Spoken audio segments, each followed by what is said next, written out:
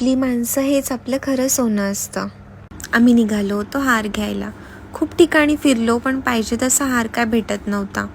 हा हार बघितल्या आवडला. मग काय लगेच घेतला.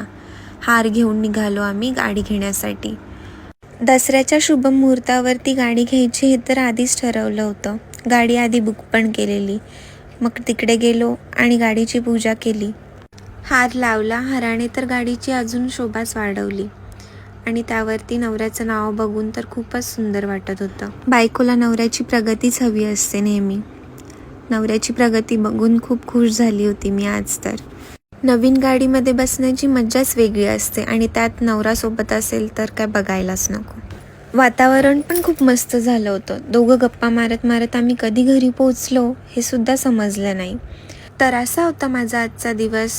कसं वाटलं तुम्हाला सरप्राईज? भेटूया पुढच्या ब्लॉगमध्ये.